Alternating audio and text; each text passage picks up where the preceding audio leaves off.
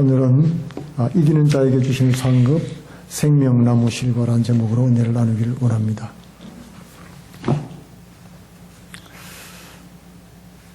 이 요한계시록은 기독교의 첫 번째 박해, 네로 황제의 박해 때 50년대에 한번 있었죠. 그 이후에 다른 황제들은 기독교에 대해서 그런 극심한 핍박은 가지 않았습니다. 그러다가 추후 92년에 도미티아누스 황제 때 극심한 박해가 다시 일어나게 됐지요.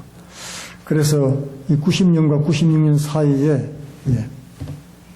일어났던 대박해 때에 성도들이 신앙을 많이 버리고 또 고난 가운데서 실망하고 낙심하는 가운데 있었습니다.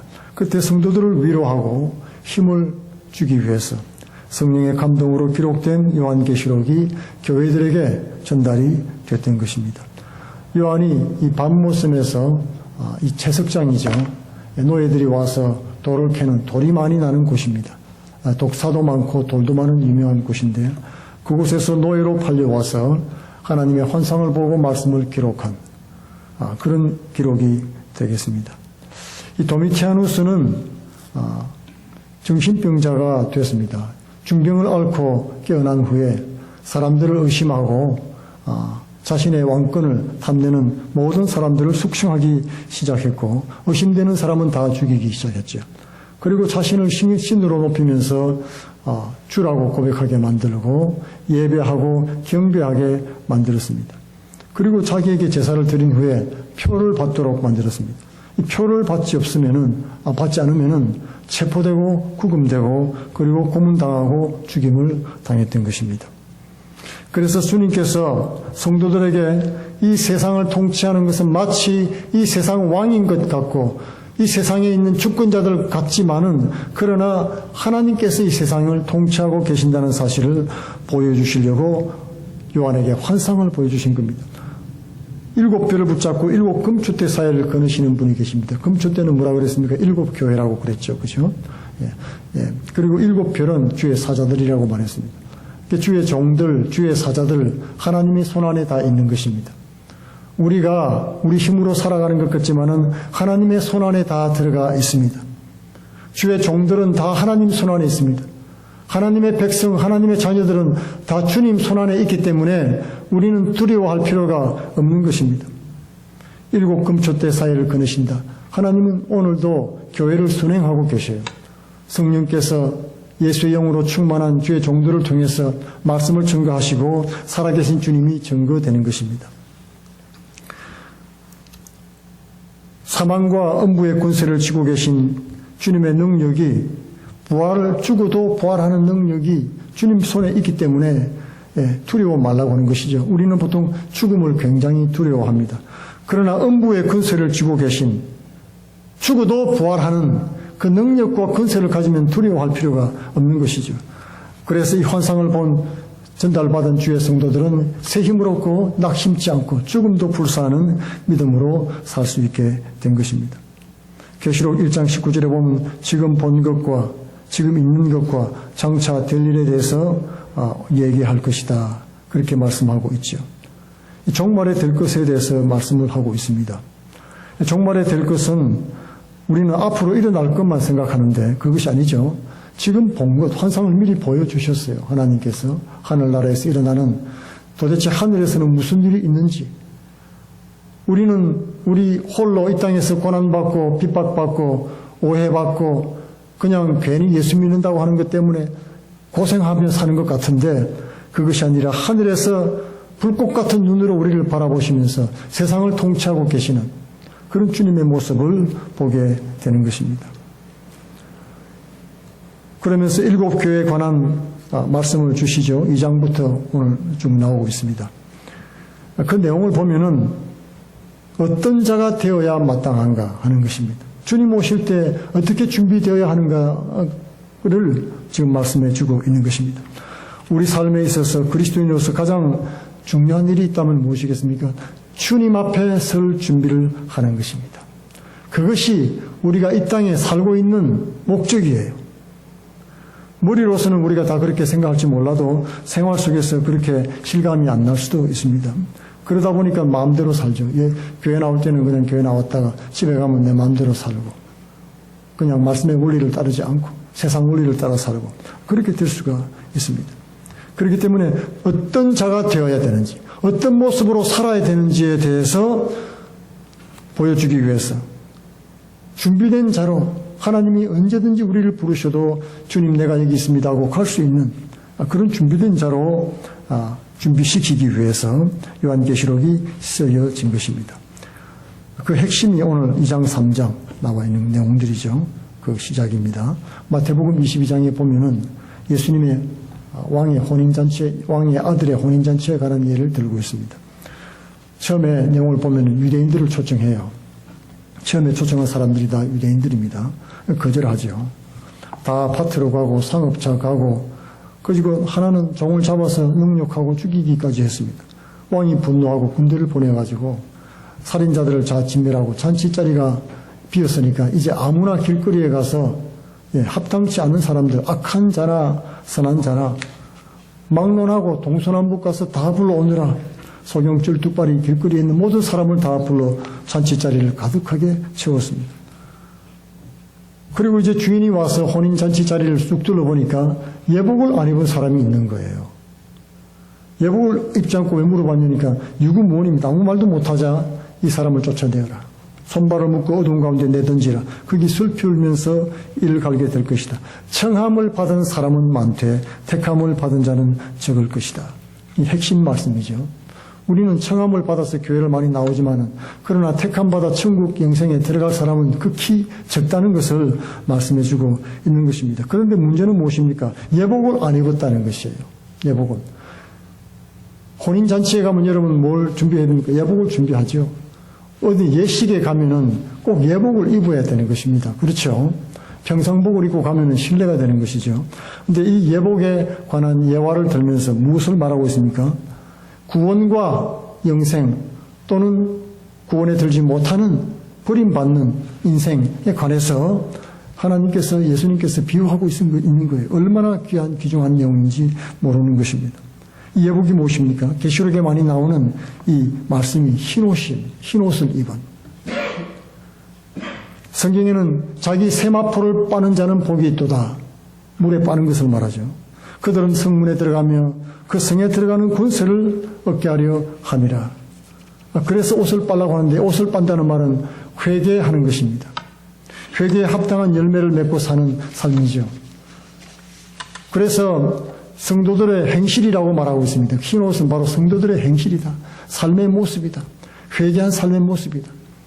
정말 믿음의 삶을 살아가는 것은 옷을 빠는 삶인 것입니다. 늘 회개하고 늘 돌이키고 자신의 잘못을 인정하고 하나님 앞에 자복하는 그런 것을 옷으로 표현을 한 것입니다. 예수님의 의의 옷을 입어야 됩니다. 내 옷은 벗고, 내 의의 옷, 내 주장, 내 고집의 옷은 벗고 예수님의 의의 옷을 우리는 늘 갈아입어야 된다는 것입니다. 옷이 오염되고 헤어지고 더러워지고 심지어는 벗겨질 수도 있겠지요. 오늘 2, 3장에도 쭉 계속 나옵니다마는 너희가 벌거벗은 것을 알지 못하는도다. 라오디게아 교회 성도들처럼 어떤 사람들은 흰 옷을 입고 있는데 준비가 잘 되어 있습니다. 요한계시록의 핵심은 이 바로 흰 세마포 옷을 입고 정결하게 단장한 신부가 되어서 아버지가 아들을 위해서 신부를 준비한 것처럼 이렇게 잘 단장된 깨끗한 신부로 준비되기를 위해서 주어진 책인 것입니다. 그러니까 신부 단장 가이드북이 되는 거죠. 나는 정말 하나님 앞에 준비되어 있는가? 주님이 부르실 때 언제든지 갈 준비가 되어 있는가? 주님이 사랑으로 저와 여러분을 주님 앞에 설 준비를 시켜주고 계신 것입니다. 고칠 것은 고치고 다듬을 것은 다듬고 꾸밀 것은 꾸미고 그리고 닦을 것은 닦고 하루하루 준비하는 삶을 살아가야 되는 것입니다. 예수 그리스도 보혈로 구원받았는데도 불구하고 준비되지 않았으면 얼마나 두렵습니까? 예수님을 믿는다는 것은 주님 앞에 서는 준비를 하는 삶이라는 것입니다. 그것이 우리 신앙생활의 출발점이 되고 마지막 목적이 됩니다. 하나님 앞에 선 단독자, 그때 하나님이 인정해 주셔야 우리에게 천국과 영생과 축복이 보장이 되는 것입니다. 십자가 보혈로 구원받고 난 후에 여러분 세속에 빠져서 이제 구원받았으니까 뭐 굳이 심각하게 살 필요가 뭐가 있느냐고 생각하면 착각인 것입니다. 그것은 시작에 불과합니다. 구원의 시작이 있고 구원의 마지막이 있다는 말입니다. 무슨 일이든 시작이 있고 마지막이 있는 거예요, 여러분. 운동, 여러분 시합을 이제 시작할 때 출발점이 있지요. 땅 소리가 울리면 달려가서 결승점을 통과하게 되는 것입니다. 바로 우리 신앙은 바로 그와 같습니다. 우리를 이 땅에 불러주셨으면 마지막 가는 날이 있지요. 그리고 하나님께서 자녀로 불러주실 때는 그 사명이 다 있는 것입니다. 마땅히 행해야 될, 달려갈 길을 다 달려가야 되는 것이죠. 그래서 정말 예수 만난 사람은 계속 주님 앞에 서게 될 그 순간을 바라보고 표대를 바라보면서 출발점에서 달려나가는, 그리고 준비하는 삶을 살아가는 것입니다. 7 교회를 보면은 대략 몇 가지 주제가 나오죠. 어떤 교회는 칭찬을 듣고 어떤 교회는 또 책망을 듣고 어떤 교회는 또 칭찬과 책망을 한꺼번에 듣기도 하고 그랬습니다. 어떤 것은 칭찬하신 것을 보고는 우리는 그 신앙을 추구해 나가야겠지요. 그 책망과 경고를 보고는 우리가 그 부분을 씻어내야 되는 것입니다. 회개하고 돌이키고 그 부분을 닦아내고 하는 것입니다. 그게 준비하는 거죠. 오늘 4가지 경고가 나오는데 듣고도 닦지 않으면 준비가 안 된 겁니다. 경고가 나오고 있습니다. 만일 너희가 일 깨지 않고 돌이키지 않고 회개하지 않으면 어떤 일이 벌어질 거다. 아주 심각한 일이 생길 거라고 말씀해 주고 있습니다. 오늘 에베소 교회에게 말씀 주셨죠. 첫사랑을 잃은 에베소 교회는 회복하지 않으면 촛대를 옮겨버리겠다. 이렇게 말을 했습니다. 어떤 교회는 도적같이 말 것이다. 어떤 교회는 음란에 대해서 경고를 하는 교회도 있고 여러 경고가 다 나오고 있죠. 신앙생활을 잘하는 부분에 대해서는 격려하고 계시니까 붙들어야 되겠습니다. 계속 나아가면서 이기는 자가 될 것인데 그러면은 이런저런 상급을 줄 것이라고 말씀해 주고 있습니다. 에베소 교회는 역사적으로 굉장히 좋은 교회 중에 하나라고 할 수가 있겠습니다. 교회를 들어가면 먼저 그 교회 분위기가 있지 않습니까? 우리 교회는 이제 개척교회니까 조금 가족 같은 분위기가 감돌죠. 에베소 교회는 좀 큰 교회라고 할 수 있습니다. 에베소 지역 자체도 이제 큰 도시지만은 역사적으로 볼 때 아주 유명한 목사님들이 지나갔던 목회자들이 사역했던 교회이기도 하는 것입니다. 제일 먼저 씨를 뿌렸던 사람이 사도 바울이지. 2년 이상 사역했습니다. 다른 지역은 금방 자리를 옮겼지만은 에베소 교회에서는 2년 동안 2년 이상 두란노 서원을 세워서 제자들까지 훈련을 했습니다. 그 열대 더운 지방에 그 땡볕에 한낮에 말입니다. 다들 쉬고 잠자고 숨어 있을 때 두란노 서원이라고 하는 곳을 빌려가지고 성경 공부 제자 훈련을 했다는 것입니다. 얼마나 열심히 했습니까? 예. 그리고 사도행전 19장에 보면은 대부흥이 일어나는데 바울이 손수건을 가지고 병든 자에게 얹으면 악기가 떠나는 그런 강력한 하나님의 역사가 에베소 지역에서 일어났습니다. 그리고 우상을 섬기고 마술하는 사람들이 자기 마술하는 책들을 전부 다 가지고 나와서 불태우는데 그 금액이 은 5만이나 되었다. 이렇게 기록되고 있습니다. 엄청난 대부흥이 일어난 그런 영적인 부흥의 핵심이었죠. 에베소 교회가. 신학적으로도 상당히 바른 신학을 가진 그런 교회였습니다. 바울이 지나간 다음에는 바울의 믿음의 아들 디모데가 와서 사역을 했지요. 그런 후에 누가복음을 썼던 누가도 사역을 했습니다. 마지막에는 사도 요한이 그곳에서 마지막 일생을 보내면서 사랑을 설교했던 그런 곳입니다. 상당히 훌륭한 사역자들이 씨를 뿌리고 신앙의 기초를 다듬었던 에베소 교회입니다. 에베소 교회를 무너뜨리려고 많은 이단들이 공격을 했어요. 그렇게 될 것이라고 미리 예언을 하고 갔습니다. 사도 바울이. 그렇죠. 내가 떠난 후에 악한 자들이 와서 시험하는 날이 올 것이다. 그러므로 은혜의 말씀께 나를 교회를 부탁한다 하는 말씀을 주었습니다. 은혜의 말씀, 하나님의 생명 말씀이 우리를 지켜주고 살려주신다는 것입니다. 어떤 좋은 사람이 와서 하는 일이 아니에요. 하나님 말씀으로 제대로 무장되어 있을 때 교회는 그런 악한 자들로부터 공격을 받을 때 지킬 수가 있는 것입니다. 많은 이단들이, 거짓 사도들이 잘못된 교훈들을 가지고 사람들이 많이 왔다가 에베소 교회에서 다 들통이 나고 말았습니다. 에베소 교회는 보통 교회가 아니었습니다. 뜨거운 사랑을 가진 교회였고 말씀에도 정통하고 은사와 은혜도 풍성하게 넘쳤고 성령 충만하고 기적도 충만하고 기적과 은혜와 인사만 나타나는 게 아니라 2년 반 동안 제자 훈련을 그렇게 집중적으로 했으니까 말씀으로도 충만했던 것입니다.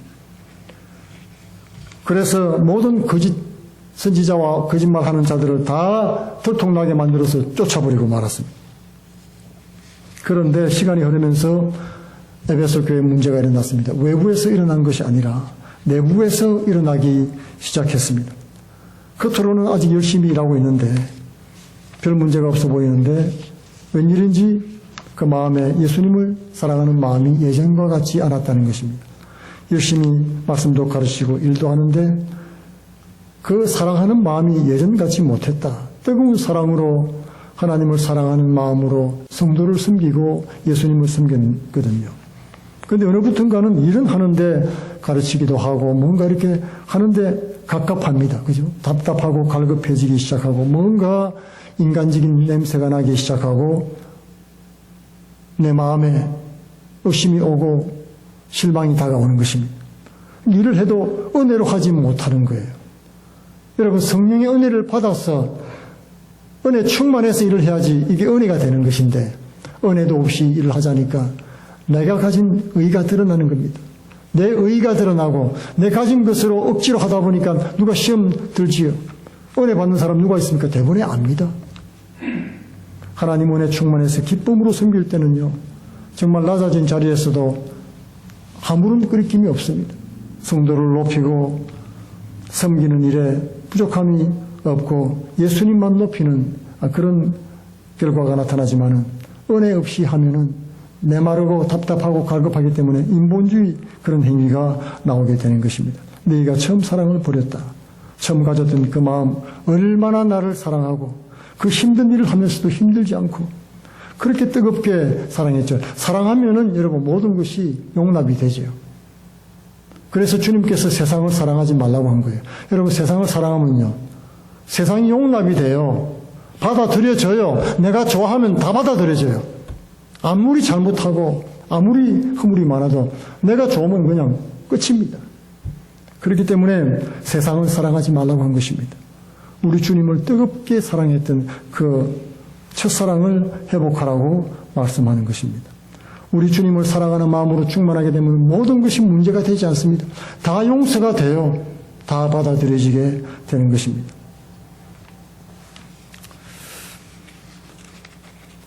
사실 교회 내에서 제일 무서운 것은 바로 이것입니다. 은혜가 떨어지는 것이에요. 냉랭해지는 것입니다. 예전에 과거에 은혜 많이 받았고 성경도 제자훈련도 많이 받았고 그런데 불구하고 지금은 그렇지 못하다. 정말 무섭습니다. 하나님께서 원하시는 뜻을 행할 수 있는 힘이 없기 시작합니다. 그 다음에는 모든 걸 판단해요. 이것저것이 전부 다 마음의 판단이 되어지기 시작합니다. 그러면서 갈등이 일어나기 시작하는 것입니다. 모든 교회 문제, 내적인 문제는 이렇게 시작이 됩니다. 바로 은혜가 점점 식어져 가면서 사랑이 식어지면서 문제가 되기 시작하는 것입니다. 문제가 보이기 시작하는 거예요. 사랑으로 행할 때는 문제가 보이지 않았습니다.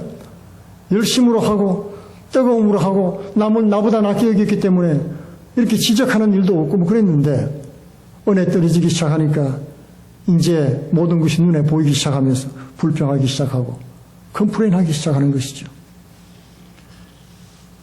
예수님께서 복음서에 제일 책망했던 사람이 바로 바리새인입니다. 바리새인은 정말 성경 말씀 잘 알고 열심히 읽고 성경대로 하려고 애를 쓰고 그런데 뭐가 문제였습니까? 마음에 사랑이 없는 거예요. 인이 없는 겁니다. 하나님을 사랑하고 이웃을 사랑하는 마음이 없이 그런 일을 행했던 것입니다. 그렇게 되니까 주님을 죽이는 데까지 앞장서는 그런 사람이 되었던 겁니다. 바로 에베소 교회가 그런 교회가 되었다는 거예요. 얼마나 무섭습니까? 아주 차갑고 비판 정신이 투철한, 주님께서 사랑이 없으면 아무것도 아니라고 말씀하셨죠. 아무리 많은 성경 지식을 갖고 요한계시록을 달달 외고 암송해도 꿰뚫어도 아무리 과거에 대단한 일을 해도 지금 우리 마음이 사랑에서 멀어져 있다면 빨리 회개하고 처음 사랑을 회복하라는 것입니다. 주님께서 사랑이 있는 믿음을 인정하시겠다는 거예요. 사랑 없는 믿음, 사랑 없는 행위, 이 모든 것은 의미가 없다는 것을 말씀해 주고 있는 것입니다. 오늘 에베소 교회 주시는 주의 말씀은 여러분 첫사랑을 회복하라 하는 아주 단순한 말씀이죠. 그리고 이기는 자에게는 생명나무의 열매를 주겠다. 그렇게 말씀을 했습니다. 우리가 사랑할 때 하나님께서 우리에게 사랑을 더 부어주시고 또 주께 받은 사랑을 또 나누는 거예요. 내가 가진 사랑을 나눠준다고 생각하는데 여러분 큰 착각입니다. 사랑은 은사이기도 하고 또 하나님의 속성이기도 합니다. 은사로도 주어져요. 사랑이. 우리가 마땅히 행해야 될 일이 사랑이지만 또한 특별히 하나님이 사랑의 마음을 부어주실 때는요. 사랑으로 충만함을 받고 그걸 나눠주는 삶을 살 수 있게 되는 것입니다. 받아야지 나눌 수 있어요. 내가 먼저 받아야 됩니다. 여러분. 은혜도 받고 사랑도 받아야지 받은 거 아무것도 없이 나눌 것도 없는 것입니다. 특별히 우리는 영적인 삶을 싸웁니다. 우리의 육신의 싸움이 아니에요. 우리 힘으로 뭘 할 수 있는 일이 없습니다. 영적으로 싸우는 것은 바로 사랑하는 싸움이에요. 우리를 핥히고 꼬집고 찌르는 사람들을 부둥켜 안고 끌어안고 사랑하고 섬기는 것이기 때문에 이것은 굉장히 고통스럽고 아픈 일입니다. 그러나 이 영적인 싸움은 하나님의 능력으로 행할 수 있습니다. 하나님이 부어주셔야지 돼요. 사랑을 부어주소서, 은혜를 주옵소서, 그렇게 기도하고 몸부림을 치고 받은 걸로 가지고 나누는 것입니다. 여러분 알겠지만은 배터리도 그죠? 충전이 돼야지 방전을 시킬 수가 있죠. 충전돼야지 에너지를 갖고 힘을 갖고 사용할 수가 있게 되는 것입니다.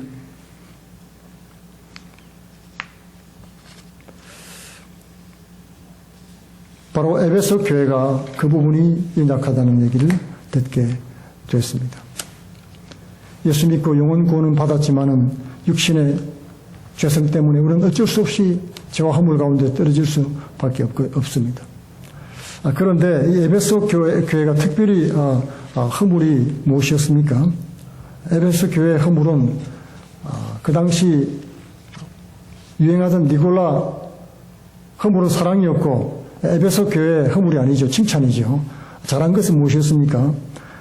니골라 당을 미워한 것이다 하는 것이었습니다. 초대교회 때 이 니골라 당의 폐해는 굉장했습니다.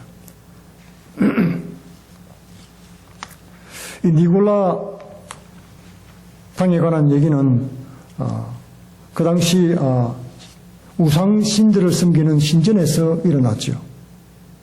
신전에 가서 제사도 드리고 장에서 시장도 이렇게 물건도 사고 그랬습니다. 바로 신전 앞이 장터였기 때문이죠. 그래서 사람들이 이 신전에 가지 않으면 생활에 큰 불편을 가졌습니다. 그런데 순수한 믿음을 지키는 우리 성도들은 손해를 보고 어려운 일이 있어도 우상 신전에 가지 않았다는 거죠. 그것을 아주 잘한 것으로 칭찬을 들었습니다. 그런데 다른 교회들을 보면은 이건 니골라 당이 다 넘어갔어요.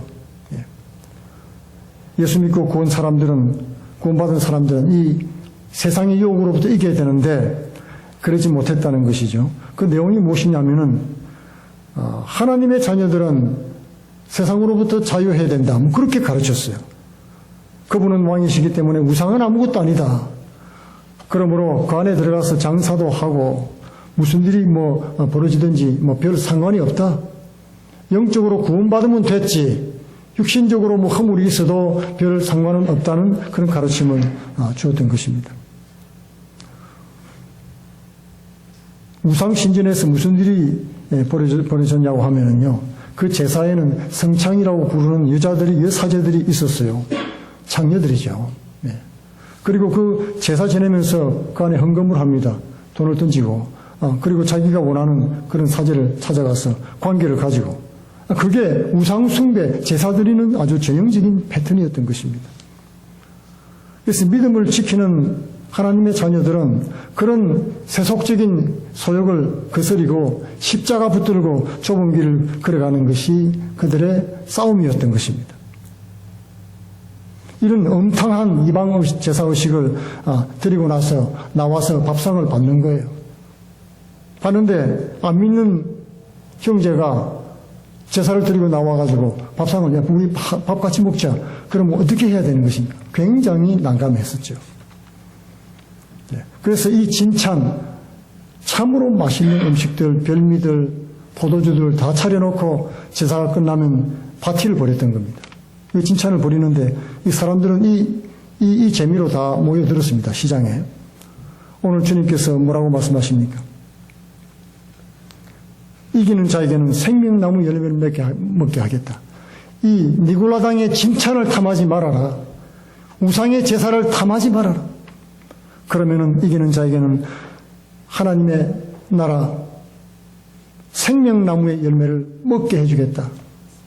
그렇게 말씀을 하고 있는 것입니다. 바로 이 진찬과 비교를 해서 하나님께서 주시는 상급이지요.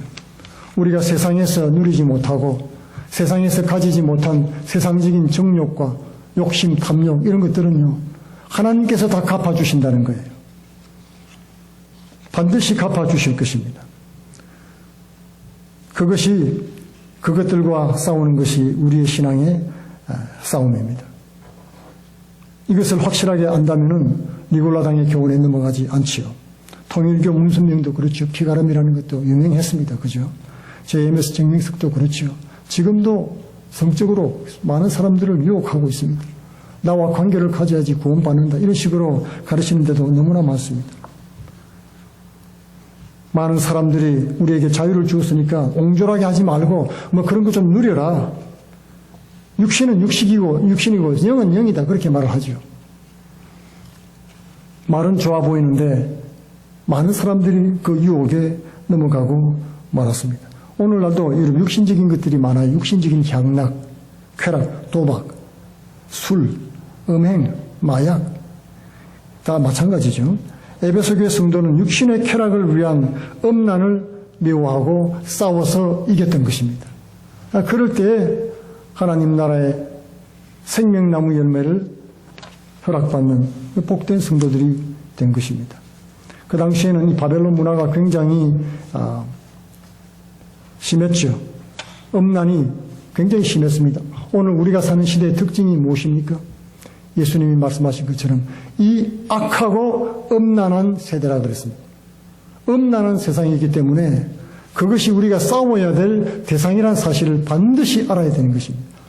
여러분 영적으로 싸운다는 것이 무엇입니까? 바로 이런 거예요. 자기하고 싸우는 거예요. 자기하고.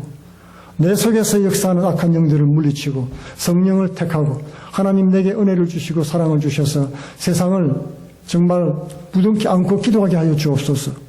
미움으로 하는 것이 아니라 주의 사랑으로 하게 하옵소서.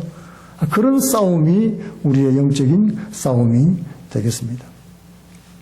우리 모두 이 생명의 약속의 말씀을 붙잡고 이기는 자가 되어서 하나님께서 약속하신 상급을 받는 성도들 다 되시기를 축원드리겠습니다. 기도하겠습니다. 고마우신 아버지 감사합니다. 하나님의 교회가 이 마지막 때에 하나님의 빛과 소금이 되며 주의 뜻을 이루어드리는 귀한 사명을 주시니 감사합니다.